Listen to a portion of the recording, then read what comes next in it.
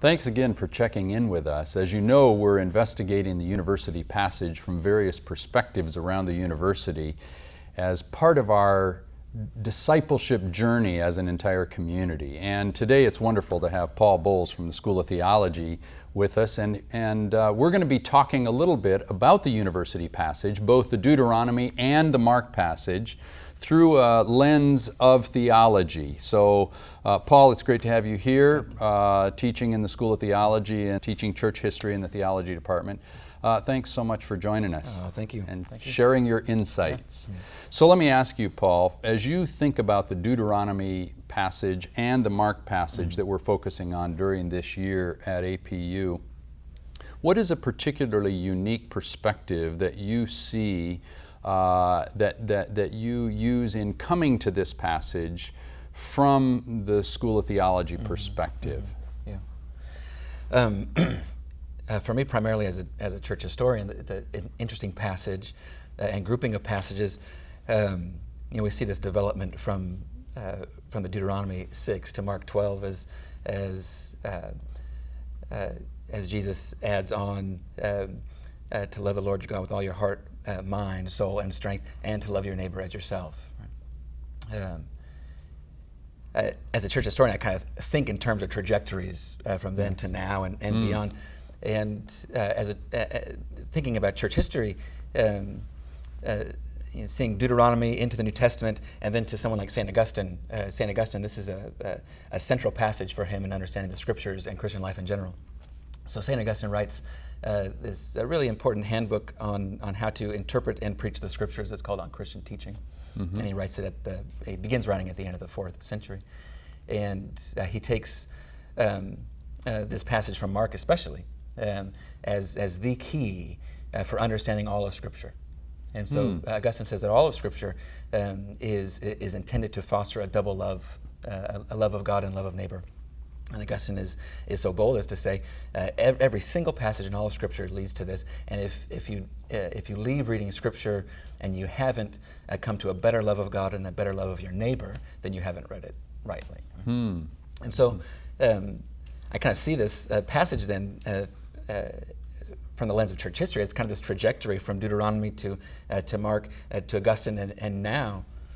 As Augustine helps me to think about all of Scripture leading to this and opening up my entire life as meant to be a reflection of a continual and deeper love of God and neighbor. And I think this is also pretty clear in the Scripture passages themselves, as there's so much about the formation of the individual, right? and of families and communities. Right? So in Deuteronomy, it's not just this command to love God with all your heart and your soul and your strength, but to reflect on the commandments of God, to speak about them in your homes. To teach them to your children, to wear them as signs on your bodies. Right? And so this idea of this kind of all-encompassing vision for one's life, this love of God and love of neighbor, as Augustine then says all of Scripture opens us up to this, and all of Scripture is to bring this about in us. I begin to think of this in terms of my entire life as well. How's my entire life reflective of this love of God and love of neighbor? And can I look back on my life today and see the ways in which I loved God better today and loved my neighbor better today as well?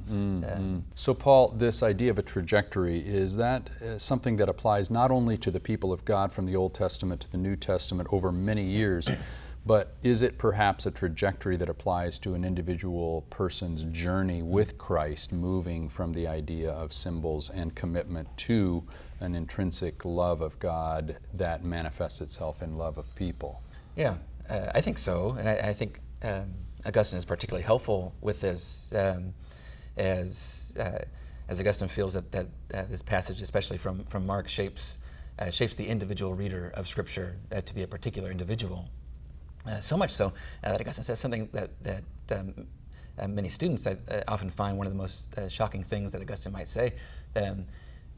he says that the scriptures are so intent on forming us in the love of God and love of neighbor that those who are perfected in these things no longer have need of the scriptures anymore except to teach others. Wow. And so this is his explanation for why there are monks out in the desert who don't have any books with them, right? Because they have been formed in this double sort of love, right? Yeah. And so yeah. for Augustine, it is something that works itself out not just in the community, but also is meant to be implanted in the individual as well. So much so that even these individual monks out in the desert, as they are being formed in this double love, they have been shaped by the book. Interesting. Just underscoring the fact that perhaps the focus of our faith journey is not so much mastery of the Bible as it is formation in the love of God and others. Right. And I think this is exactly what Augustine has in mind. It's not master of the scriptures, but it's the scriptures having their mastery over us. Yes, very interesting. So how do you see this perhaps informing the mission of this university through the School of Theology and shaping that mission, advancing it a bit more? Yeah, well, this is a great question. The last portion of the school's mission statement says something to the effect of that we are encouraging students to be formed in a Christian perspective on truth and life. Right. And I think what's important about that mission statement is that it already begins to realize that these concepts of truth and life in many ways are kind of these empty receptacles that anybody can fill with anything, right? And so the mission statement already begins to give some kind of qualifier to say a Christian perspective on truth and life.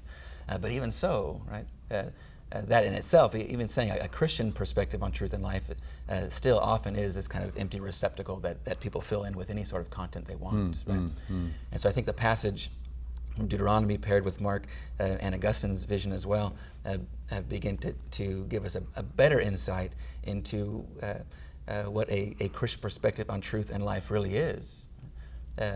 This double love of God and neighbor, that if it begins there, and not as much of a, I think often we have a tendency to think of a Christian perspective on truth and life in terms of kind of an antagonism to everything else that's out there that isn't that, right?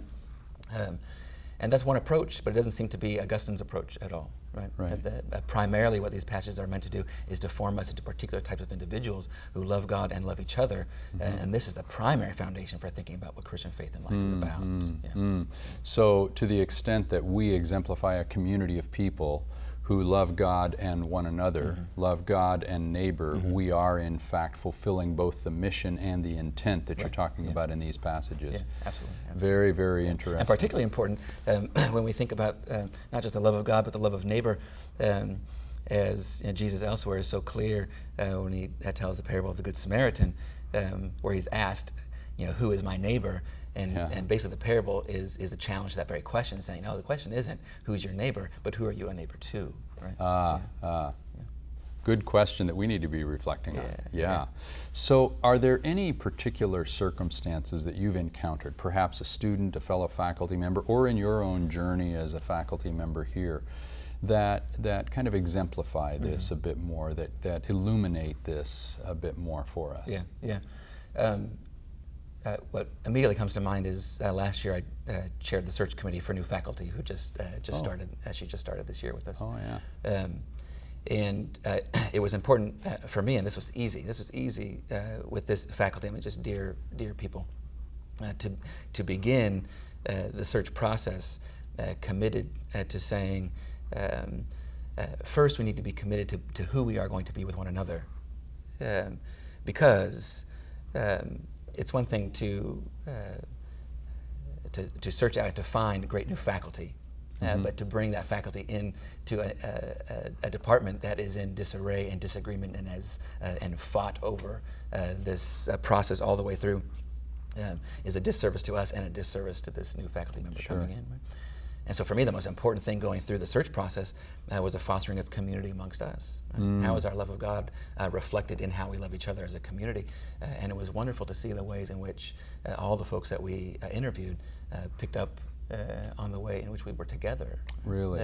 And so this, for me, was a wonderful demonstration of the way in which these passages, how they form our understandings of ourselves and our understanding of each other, don't just have immediate consequence for me in my daily life today, personally, but also are reflective of what this community is supposed to be for others as well. Interesting. So it goes back to your comment about the Good Samaritan. Rather than looking for a neighbor or someone who can join us, what kind of a neighbor do we want to be to someone who may come here? Right. Self-identity. Are we exemplifying this passage ourselves? Yeah. Wonderful. Yeah. Wow. Well, Paul, I'm sure that you've seen a lot of experiences with this, and are there things that perhaps may be takeaways in your thinking for our faculty and staff members as it relates to this passage that you think are just really important gems that we keep reflecting on throughout the year? I love this picture in Deuteronomy of somehow wearing the commandments as a sign physically. Yes. This is something that I try to do in many of my classes, is to get students to remember that there is a distinct and direct connection between our physicality and our spirituality. Often it's the case that people think that Christianity is somehow maybe dualistic, and so thinking about spiritual things that we don't care as much about the body, and that might be the case for some, but it's not the Christian tradition, right? The truth is, Christians have always known this, that our bodies and our physicality, this is the only stage we have to perform our spirituality. So I want to think myself, in light of these passages, how can I think about these university passages in terms of displaying them physically as well? How can I wear these physically as signs, as a way of reminding myself that our spirituality isn't just this inward reality, but it is a public performance? I don't know what that sort of physical manifestation might be, but I think it's worth reflecting on, right? Yeah. What sort of things could I be thinking about doing today, interacting with people today, that would be a physical manifestation of this kind of inward spirituality that's trying to form me, right? This is something that Augustine is also very helpful with as well. When we read his Confessions, Augustine's Confessions is this huge prayer as he's praying his own history back to God. And I often wonder what it would be like if at the end of the day I prayed my day back to God. And I think I would probably live differently, I would choose differently, I would speak to you differently, I would think about myself differently if I knew today I was going to pray my day back to God at the end. And so what are some of these maybe physical markers that I could be attentive to and set up throughout the day that could be clear ways of performing this passage? Yeah. Wonderful thought. Wonderful encouragement to the rest of us to think about as we walk across campus, as we engage one another, discharge our responsibilities, whether it's in the area of social relationships or whether it's in the academic, whether it's in doing work to keep the campus clean, any way that we bring our physicality to bear on this commitment of whole love of God and neighbor. Thanks, Paul, so much. Thanks for joining us, and I hope that you'll take advantage of both this video, used perhaps in your classes or in your staff devotions or in your department, as well as the written resource that's made available along with this. May God bless you.